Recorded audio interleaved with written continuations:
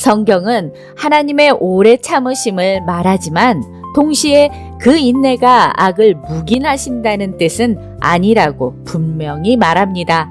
하나님은 죄와 불의를 영원히 그대로 두지 않으십니다. 이사야는 에돔의 멸망을 통해 하나님의 심판이 얼마나 철저하고 확실한지를 보여줍니다. 오늘의 제목은 에돔의 멸망입니다. 이사야 34장 1절에서 17절까지의 말씀을 함께 읽겠습니다. 열국이여 너희는 나와 들을지어다. 민족들이여 귀를 기울일지어다. 땅과 땅에 충만한 것 세계와 세계에서 나는 모든 것이여 들을지어다. 대저 여호와께서 열방을 향하여 진노하시며 그들의 만군을 향하여 분내사 그들을 진멸하시며 살육당하게 하셨은즉 그 살육당하는 자는 내던진 바 되며 그 사체의 악취가 솟아오르고 그 피의 산들이 녹을 것이며 하늘의 만상이 사라지고 하늘들이 두루마리같이 말리되 그 만상의 쇠자남이 포도나무 잎이 마름 같고 무화과 나무 잎이 마름 같으리라. 여호와의 칼이 하늘에서 족하게 하셨은즉 보라 이것이 에돔 위에 내리며 진멸하시기로 한 백성 위에 내려 그를 심판할 것이라. 여호와의 칼이 피 곧 어린 양과 염소의 피에 만족하고 기름 곧 숫양과 콩팥 기름으로 윤택하니 이는 여호와를 위한 희생이 보스라에 있고 큰 살육이 에돔 땅에 있음이라. 들소와 송아지와 숫소가 함께 도살장에 내려가니 그들의 땅이 피에 취하며 흙이 기름으로 윤택하리라. 이것은 여호와께서 보복하시는 날이요 시온의 송사를 위하여 신원하시는 해라. 에돔의 시내들은 변하여 역청이 되고 그 티끌은 유황이 되고 그 땅은 불붙는 역청이 되며 낮에나 밤에나 꺼지지 아니하고 그 연기가 끊임없이 떠오를 것이며 세세에 황무하여 그리로 지날 자가 영영이 없겠고 당아새와 고슴도치가 그 땅을 차지하며 부엉이와 까마귀가 거기에 살 것이라.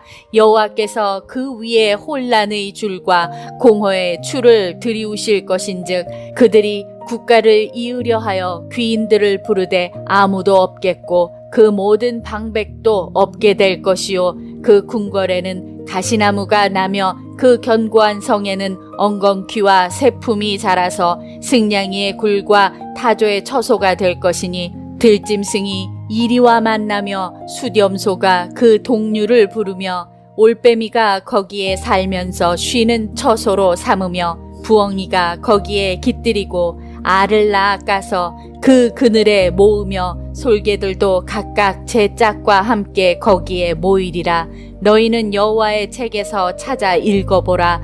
이것들 가운데서 빠진 것이 하나도 없고 제 짝이 없는 것이 없으리니 이는 여호와의 입이 이를 명령하셨고 그의 영이 이것들을 모으셨음이라. 여호와께서 이것들을 위하여 제비를 뽑으시며 그의 손으로 줄을 띄어 그 땅을 그것들에게 나누어 주셨으니 그들이 영원히 차지하며 대대로 거기에 살리라. 오늘 우리에게 주시는 교훈은 무엇일까요? 34장 1절에서 4절 말씀을 보시면 하나님의 심판 앞에서는 어떤 힘도 영원할 수 없습니다. 이사야는 열국과 민족들을 향해 하나님의 말씀을 들으라고 외칩니다. 심판의 대상은 단지 에돔 하나에 머물지 않습니다. 하나님을 거역하고 자신의 힘을 의지하는 모든 나라와 세상을 향한 경고로 시작됩니다. 사람들은 권력과 재물과 힘을 붙잡으면 안전하다고 생각합니다. 그러나 하나님보다 강한 나라는 없고 하나님의 심판을 피할 수 있는 권력도 없습니다. 34장 5절에서 10절 말씀을 보시면 하나님께서는 죄와 불의를 반드시 심판하십니다. 이제 심판의 초점은 에돔으로 좁혀집니다. 에돔은 이스라엘과 가까운 관계에 있었지만 역사 속에서 하나님의 백성을 대적했던 나라입니다. 이사야는 에돔의 무거운 심판의 이유를 이것은 여호와의 보복하시는 날이요 시온의 송사를 위하여 신원하시는 해라고 설명합니다. 하나님의 심판은 억울한 일을 외면하지 않으시고 악을 악이라고 판단하시는 하나님의 공의입니다. 우리는 때때로 하나님께서 너무 오래 침묵하신다고 생각합니다. 악한 사람이 잘 되고 불의한 일이 계속되는 모습을 보면 하나님의 정의를 묻곤 합니다. 그러나 하나님께서 보고 계시고 기억하시며 정하신 때에 반드시 판단하실 것입니다. 34장 11절에서 15절 말씀을 보시면 하나님 없는 번영은 결국 황폐함으로 끝날 수 있습니다. 심판을 받은 에돔의 모습은 황량합니다. 한때 사람이 세우고 자랑했던 도시가 무너졌습니다. 인간의 영광이 얼마나 쉽게 사라질 수 있는지 보게 됩니다. 우리는 무언가를 쌓아 올리며 살아갑니다. 재산을 모으고 경력을 만들고 관계를 넓히며 자신의 자리를 단단하게 만들려고 합니다. 문제는 그것이 하나님을 대신하기 시작할 때입니다. 하나님께서 원하시는 것은 더 크고 화려한 삶이 아닙니다. 하나님 앞에서 겸손하며 주어진 것을 감사히 누리고 정의와 사랑을 따라 살아갑시다. 34장 16절에서 17절 말씀을 보시면 하나님의 말씀은 반드시 이루어집니다. 이사야는 마지막에 너희는 여호와의 책에서 찾아 읽어보라며 놀라운 명령을 합니다. 하나님께서 말씀하신 것이 실제로 이루어지는지 확인해보라는 것입니다.